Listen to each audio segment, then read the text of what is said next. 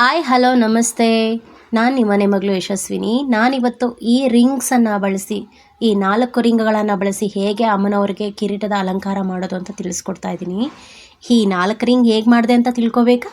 ಹಾಗಿದ್ದರೆ ಈ ಕೂಡಲೇ ನನ್ನ ಚಾನಲ್ನ ಸಬ್ಸ್ಕ್ರೈಬ್ ಮಾಡ್ಕೊಳ್ಳಿ. ಆ 4 ರಿಂಗ್ ಹೇಗೆ ಮಾಡಿದೆ ಅಂತೇಳಿ ನಾನು ಮುಂದಿನ ವಿಡಿಯೋದಲ್ಲಿ ತೋರಿಸ್ತೀನಿ.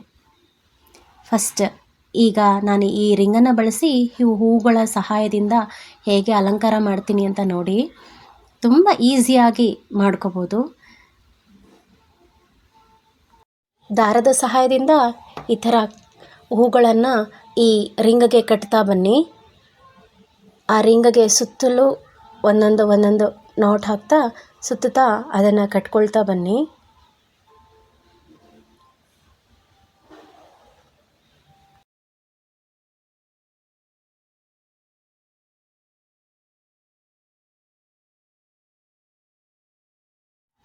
ಈ ರಿಂಗ್ಸ್ ಒಂದು ರೆಡಿ ಮಾಡಿಕೊಂಡ್ರೆ ಅಲಂಕಾರ, ಅಮ್ಮನವರಿಗೆ ಕಿರೀಟದ ಅಲಂಕಾರ ಅನ್ನೋದು ಬೇಗ ಮಾಡ್ಕೋಬೋದು. ಸುಲಭವಾಗಿ ಅಲಂಕಾರ ಮಾಡ್ಕೋಬೋದು. ನೋಡಿ, ಆ ರಿಂಗ್ಸನ್ನೇ ಬಳಸಿ ನಾನು ಎಷ್ಟು ವಿಧವಾದಂತಹ ಆ ಕಿರೀಟವನ್ನು ಮಾಡ್ತಾಯಿದ್ದೀನಿ ಅಂತ. ನೀವು ಬೇಕಿದ್ದರೆ ನಾನು ಈ ಪ್ಲಾಸ್ಟಿಕ್ ಹೂವನ್ನು ಬಳಸ್ಕೊಂಡಿದ್ದೀನಲ್ಲ, ಈ ಪ್ಲಾಸ್ಟಿಕ್ ಹೂವಿನ ಜಾಗದಲ್ಲಿ ನೀವು ನಾರ್ಮಲ್ ಹೂವು, ಸೇವಂತಿಗೆ ಅಥವಾ ಮಲ್ಲಿಗೆ ಅಥವಾ ಕನಕಾಂಬರ ಹೂವನ್ನು ಸಹ ಆ ರಿಂಗ್ಗೆ ಬಳಸ್ಕೋಬೋದು. ಇದು 5ನೇ ಅಲಂಕಾರ. ನೆಕ್ಸ್ಟ್ ನಾವು ಇನ್ನೊಂದು ಹೂವನ್ನು ಬಳಸ್ಕೊತಾ ಇದ್ದೀನಿ ಈ ರಿಂಗ್ಗೆ. ಮುಂದೆ ನಾನು ಹೇಗೆ ಆ ರಿಂಗ್ಗೆ ಕನಕಾಂಬರ ಹೂವನ್ನು ಕಟ್ತಾ ಹೋದ್ನೋ ಆ ರಿಂಗನ ಸೈಡ್ಗೆ ಈ ಮಲ್ಲಿಗೆ ಬಿಳಿ ಹೂವುದನ್ನು ದಿಂಡನ್ನು ಸಹ, ಈ ರಿಂಗ್ಸನ್ನು ಒಂದು ಸಾರಿ ಮಾಡಿಟ್ಕೊಂಡ್ರೆ ವರ್ಷ ನಾವು ವಿಧವಾಗಿ ಅಮ್ಮನವ್ರಿಗೆ ಅಲಂಕಾರ ಮಾಡ್ಕೋಬೋದು.